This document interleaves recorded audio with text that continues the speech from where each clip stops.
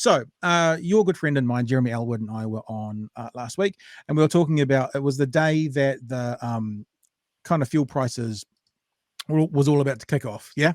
Mhm. And me and Jeremy were talking about the situation. We were talking about what's going on, and we had a bit of an idea amongst ourselves about what could happen to help the cost of living crisis at the moment. That's what we said.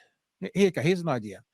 Like, so when fuel was $2 a liter, Mhm. 45% of that is going to be 90 cents. What if they cap their tax at 90 cents? Because now that it's 45 cents a liter, Yeah. tax is $1.35. I think that's they could do that. That's a much more practical way of doing it. I agree. Possibly the horse is bolted on that. Possibly. So we were basically saying then, and I guess we're not trying to say, look at us, we have all the answers, because others would have said it as well. But the government could, you know, if it's $3 a litre, they're getting $1.35 in tax. If it's $2 a litre, they're getting 90 cents in tax. Is that extra 45 cents really necessary? Is there a driving factors in the economy that makes that there? So, and of course, what we've heard in the last 24 hours, approximately 30 cents immediately of a tax take off the off fuel, dropping the price by upwards of 30 cents immediately. Here's something from the PM yesterday. First up, on April 1, a suite of measures will take effect that will see significant increases in the take-home incomes of the majority of Kiwi families. 346,000 families, almost 60% of all New Zealand families, will see their incomes lift by an average of $20 a week. Those on superannuation will see their incomes lift by $52 a fortnight for a single person and $80 for a couple. In addition, a full-time minimum wage worker will see their pay lift by $48 a week. As well, childcare assistant income thresholds will also be adjusted on the 1st of April. And then on May 1, the winter energy payment will kick in for over 1 million New Zealanders, with families receiving over $30 a week, a total of $700 extra over the winter months. In addition, over the course of the last week, the government has been developing additional policy aimed at offering immediate relief to help Kiwis through the current peak in petrol prices. Our primary focus is on how we can give Kiwis in the long term options that mean they have more energy. I think we can probably just leave the rest of it there, because we all now know what's happened, which is tax is going to be taken off for a couple of months, 30 cents a litre. It's going to be cheaper for a couple of months. And it's a good thing. I mean, we're all screaming about cost of living. We're all screaming about, what we can do. We're all screaming about prices of petrol going up. And they've basically reduced that by, 30 cents is going to be like 15% immediately, 10 to 15%. Fuel down the road from me was $2.78 the other day. Hopefully that's going to be $2.50. I'm one of those people who have a big 20-litre tank, red one. Right. So I went and filled that up as well. So that was a mistake of mine, but we weren't to know. So we took that thing, and I mean, And there was one down the road from me in Green Bay, and it was $3.80. It's like, wow. The variation, like, it's the first time I've downloaded that Gatsby app, and the variation just between those was kind of astonishing to me. Yes, it's funny, right? Because obviously, I think we were talking about this last time too, that, climate change is the biggest threat to everybody. So sometimes cutting fuel taxes seems to sort of go against that. However, it's extreme times. And this is why I actually was talking on the AM show this morning about this. And I'm just so sick of people bitching and moaning and whining about every fucking thing. Like, this is a good news story. This is the government reacting to something very quickly. Like, very quickly. It only really took off in the last couple of days of last week. So then this comes in yesterday. And also they do have a green energy incentive with public transport, albeit during an Omicron surge. Not sure how many people I'm not getting on a bus anytime soon, but it is on the wane, as you say. So maybe by the end of that 3 months, that will have picked up too. So, I mean, this is a good story, and yet still people find negative things to say about it. And it's doing my head in. Let's have a look at the AM show and their response to this and the cost of living in general, right? And I think it's going to echo some of the things you talked about today and we're talking about today.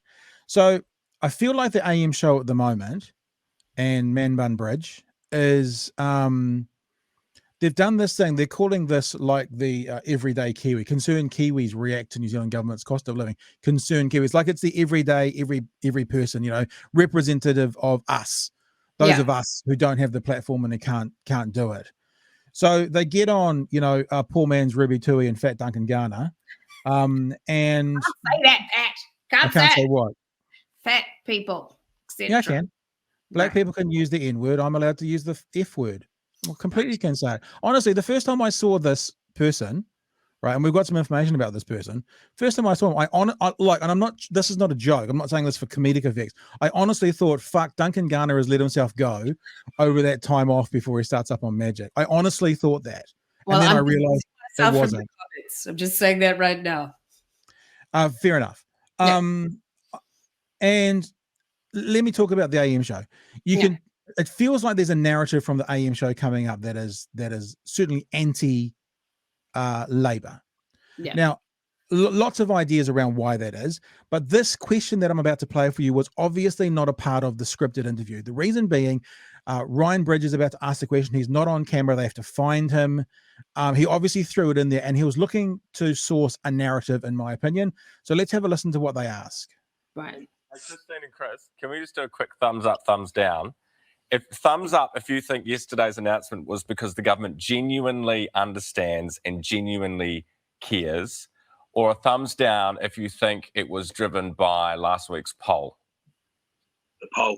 There you go. Kristen. And then there you go at the end. That's Mr. Bridge going, that's it. Science is over. The research is done. We've now proved it. That Labour only did it because of the polls. Couple of things going on, right? The first is the people concerned. Certainly, one of them is not a what do we call it? A fair actor.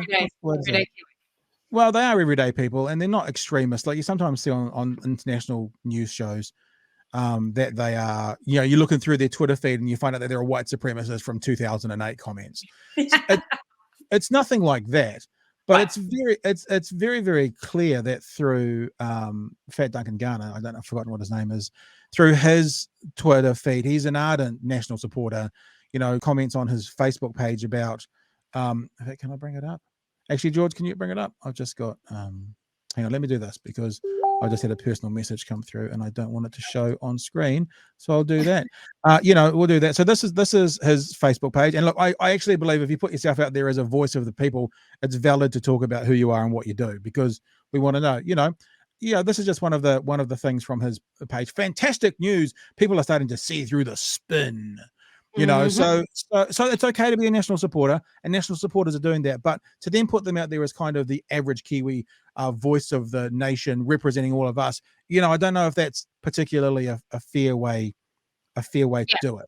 Because I'm I do a panel, but I'm clearly there to be the left-wing point of view, and I'm on with Nui Samara Cohn, who nearly ran or tried to run for the National Party, so she's obviously going to be the other way. But I feel like that is well known. I will say this. So the AM show is definitely sort of positing themselves, if that's the right word, as the not like breakfast. So breakfast is a lot more positive, I find, and definitely lefty. So they're giving another approach, which I suppose is important in a media landscape, but obviously going to be one that I sort of rankle up against. And Ryan and I have a long history because we did social commentary together on Magic Talk last year, and highlighting that he and I just butted heads constantly, and so he asked for me to be on the AM show because he likes to be challenged. He does actually like to be challenged. He's not a total dick. I will absolutely say that. We actually get on reasonably well, have a lot of stuff in common around social issues, but I do get a little sick of the I am the expert in everything and this is what I say, and also quite a lot of condescension with it. But I was on this morning and he outroed afterwards being very rude about me, and I was just like, do you know what, you can talk shit about me, but make sure I'm in the room so I'll talk shit right back at you. I'm reasonably thick-skinned, but I got a bit pissed off, and clearly the people in the control room saw my face, and apparently I pulled my earbuds out in disgust, which I don't really remember, but this was off air. But then they obviously told Ryan, and so then to his credit, he rang me this morning after I've been talking shit about him on Facebook, but he rang me to apologize and said, look, I realized I went too far then. So, and I think that's actually kind of unusual in this space, but that's who he is. He's provocative on purpose because he feels that he has to be on air. And I don't think you necessarily always need to do that. Can I say respectfully, I don't know him, but they're the worst kind of broadcasters. Because I'm serious, because if you're provocative on purpose, then you're not authentic. The best kind of broadcasters are authentic. That's not authentic. That's fake. And that's putting on a false front. Yeah, I don't know. I mean, like, I feel like he maybe does believe some of it, but maybe he pushes it to get that. You know, and I know that he's he has sort of baited me before, and that gets a bit tedious, you know. But then, and it's different when you're not. And I will give him one credit too. It's tricky when you're not in the room, when you're like this. So if we'd been there, he would have said it to me, and then I would have come right back. You would punch him? Yeah. Well, no, last two weeks ago, I said, you're just a bloody television presenter, Ryan Bridge. What do you know about logistics and supply chains? Yeah. Which was quite a pleasing interchange. So, you know, I will come back with that. Yes. So I'm not, you know, obviously I work with him, so I'm not going to shit all over him, but he has fucked me off in the past. I don't work with him. Yeah, you can say what you want. And because I've seen him behind the scenes, he's not a complete asshole at all. I will and look, say that. I obviously when I said that about the title of our show, my tongue was actually, it was at least touching my cheek, if not firmly in my cheek, but it was touching my cheek. That would be a very. No, the other thing we wanted to say, and we've got a guest coming up in the next 10 minutes. The other thing I wanted to say is you've got these commentators and supposed everyday Kiwis. Yeah. Now going, fucking government. What the fuck are they doing? Dropping prices. Like last week we were saying, please, can we have some relief? Yeah. This week, the government's going, okay, this is happening on the 1st of April, and immediately we're going to give you some relief at the things. And those same people are going, fucking Labour. And that's what are they doing, losers? Yeah, that's what I said this morning. I said, I am sick of that. Like, and, you know, and then I'll get accused of being biased towards the left, but I'm left wing. Of course I like the left wing policies. You know, oh, newsflash, how surprising. You know, it's just like crazy. And yes, I do think that the minimum wage should go up, for fuck's sake. You know, and no, I don't think tax cuts for the really rich will help when it comes to cost of living for those who can least afford it. So yes, I prefer the left wing policies. In fact, I'm a Green voter now, so I'll go even further. Let's even look at that though, right? And let's just wrap up this bit talking about left versus right. Now, if you heard the bit I just played from the Prime Minister, I didn't write it all down in great detail, but she said full-time minimum wage people from the 1st of April are going to be $48 per week better off. She talked about 346 households being on average $20 a week better off. She talked about retired people, singles being $26 a week better off, couples being $40 a week better off, right? So yeah. what the left typically does is, yes, has higher taxes, but then offers more subsidies, surcharge, and money back. Yeah. And that money that comes back in those typically helps the more vulnerable and the more needy, be that people with kids who have got more expenses, be that people of low income, be that beneficiaries. So yes, let's just be blunt. The left has higher taxes and they offer more subsidies and paybacks. The right has lower taxes and the benefits that go from them typically go to the higher earners.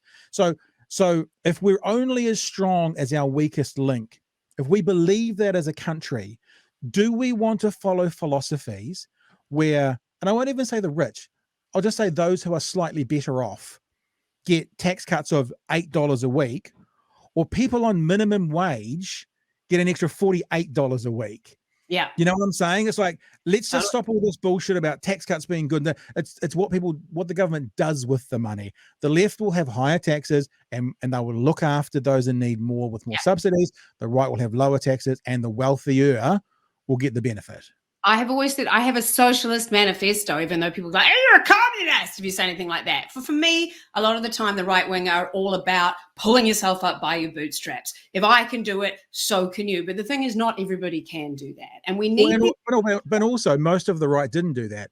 Most of the right came from affluent families and they were already there and they got themselves there. Some did, but most, because you mostly stay within your class system. So most didn't. Yes, but some people did, absolutely. And sometimes the people that are most, like I've got a friend on Facebook, totally did that and is kind of some of the most vitriolic the other way. But my point is that not everyone can do that, and therefore they will be doing jobs that are not well paid but are still essential, as we've seen here, stocking supermarket shelves, wiping people's bottoms in hospitals, things like that aren't paid properly. But we need those jobs, as we saw, or civilization falls apart. So the people that do those jobs deserve dignity. They deserve to be able to have a warm house and children if they want that without being impoverished. So that's my, when you really break that down, it's like the privilege that affords you, even if it's mental health privilege or intelligence. Some people aren't intelligent. That doesn't mean they're not worth being able to be warm. You know, that's what just like blows my mind. Not everybody has that capability, but we need to look after them. As you say, we're only as good as our weakest link. And if we let them, you know, we have welfare, we have social welfare stopgaps that places like America don't have, and look at the problems that they have because of that. So here's the challenge before we move on. We'll bring George back in because, George, you're going to help us set up a bit of a conversation around Ukraine and also the 3-year anniversary of the mosque. Here's the challenge. Are you going to follow an ideology where those that don't need the money as much or at all, I'm not saying a family on $78,000 doesn't need a few extra bucks, right? But those that don't need it as much, or those that are wealthy as at all, get $8 to $50 a week back themselves, or those that need it most of all get $20 to $50 a week back. I know which philosophy I'm going to throw in with, and I'm cool with that. Yeah, as am I. Absolutely.